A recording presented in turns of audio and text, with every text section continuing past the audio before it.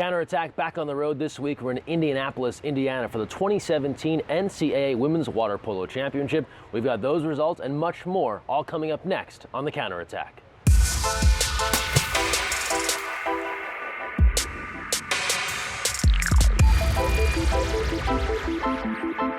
Hi everyone, Greg Mescall here with you in Indianapolis for a brand new Counterattack brought to you by the Rudy Project and XX2I. Thanks so much for joining us. We start things off first with the event going on right here in the pool behind me. It was the 2017 NCAA Women's Water Polo Championship, and there's little argument. This year was one of the most balanced years in women's water polo when it comes to the college game, and it came down to two exceptional teams, UCLA and Stanford, both anchored by a host of outstanding talent, including Olympic gold medalists for Team USA on each squad. Let's get you caught up on all the highlights. Madison Bergman, quick shot and a score. Sides coming even, Neutral lets it fly, Skip is in. Top of the perimeter, Hill, quick shot, Stone, saved it, couldn't stop it. Factor 4, Steffens lets it fly and rips the net. She'll let it go, and score it! From about 8 meters. Good to Musselman. We're tied. Maddie Musselman on the post up. Here's Steffens. Steffens shoots and scores. When in doubt, go to the best player in the world.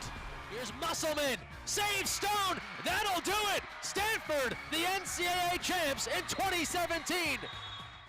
And after the final horn sounds, everyone into the water. It's a water polo celebration in Indianapolis for the Stanford Cardinal. Athletes, coaches, staff, everyone goes for a swim. And after that happens, the team's presented with the trophy. Steffens, the MVP. The trophy goes to the Cardinal. Afterwards, Steffens and UCLA coach Brandon Brooks, two different emotions after such a thrilling title game. I'm so proud. The first thing I said to my team was thank you. For an incredible season and just to represent Stanford as best as we could. And that was 113 for Stanford. It put Stanford as a school and as a community right there with UCLA and the other schools that had been winning national championships for a long time before us. So it meant a lot to us as a team and to our school. And we were getting emotional thinking about it being my last time, but very proud of this team and representing the card. Speak at length about the kind of people that I get to be around all the time as Bruins, from the campus to the athletic department all the way to especially my team. You know, I mean, anyone that gets to be around those players every day, and they have so much drive to be excellent. You know, and losing by one goal doesn't take that away from them. They're still excellent in water polo and as people. While we're disappointed with the result, we are still so close as a Bruin family and as a team. And we stick with women's college water polo now, and Catino Award finalists. This is water polo's version of the Heisman, and 2017, as we talked about earlier, had to be a difficult year to figure out finalists because there was so much talent across the board.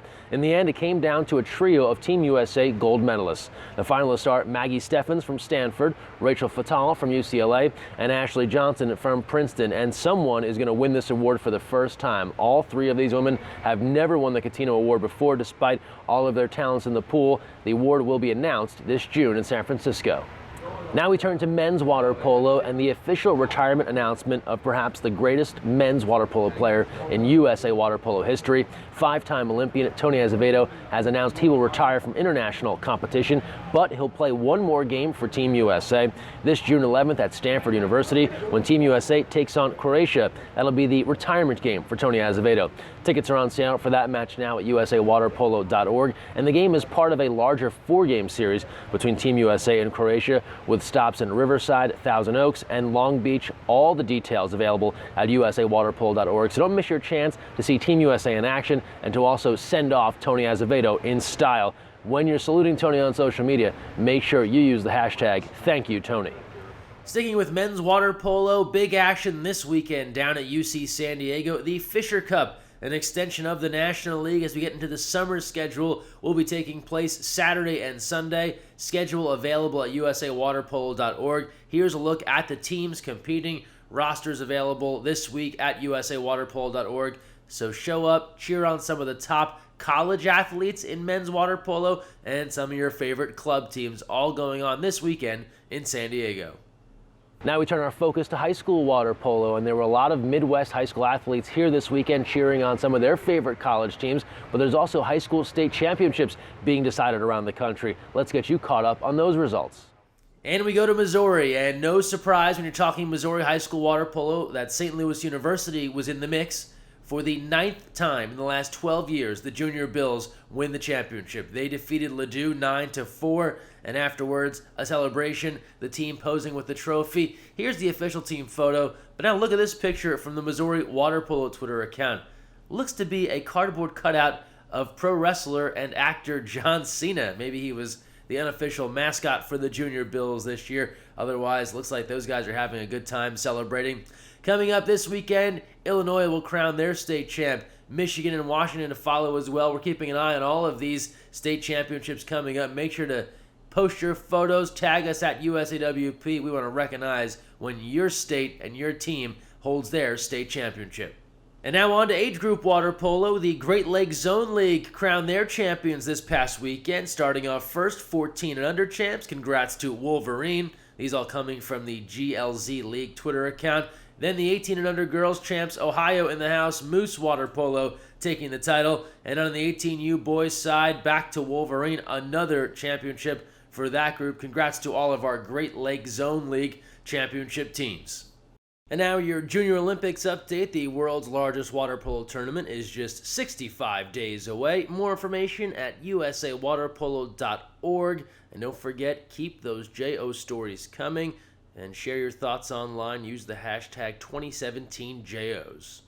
And now we close out the show as we do every week with our social media send-off, the best of what you're sharing online all about water polo. Don't forget to get involved, use the hashtag counterattack, and tag us at USAWP, and we'll share the very best of what you've shared online. And we're going to start things off where else but right here in Indianapolis with some great NCAA water polo social media love. Well, you might say the Stanford Cardinal had some good luck before their NCAA title match in Indy, spending some time with Indianapolis Colts quarterback and former Stanford star Andrew Luck. He was in the stands on Saturday as well, cheering on the Cardinal.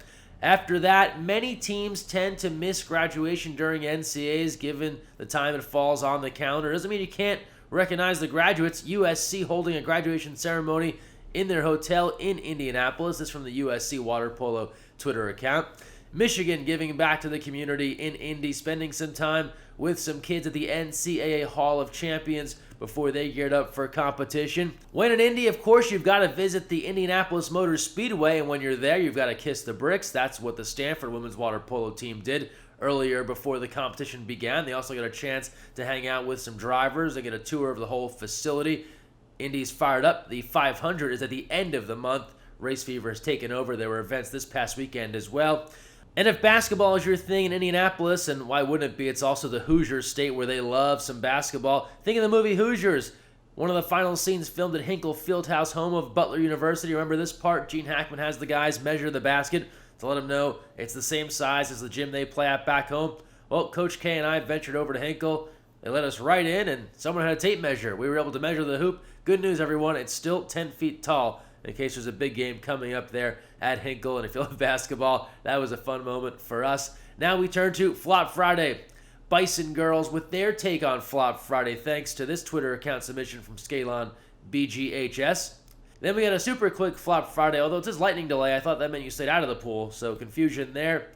The Pizza Hut All-American Jason Zone Fisher was in Indianapolis, and he put together a multi-shot Flop Friday. We like the commitment here from the PH All-American. We mentioned Tony Azevedo's retirement, volleyball great and fellow Stanford Cardinal Kerry Walsh, all about the idea of closing out your career back on the farm.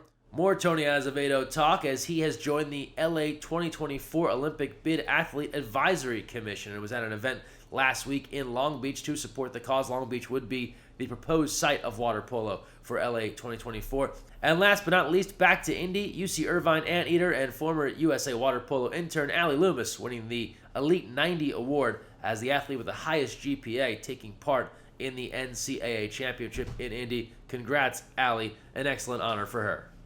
So there you have it, the very best of what we've seen this week in the world of water polo when it comes to social media. Don't forget, we need your contributions, so get involved. Use the hashtag counterattack and also tag us at USAWP. That'll do it for this week's episode from right here in Indianapolis. Thanks so much for joining us, and don't forget, when you're on the counterattack, look weak side.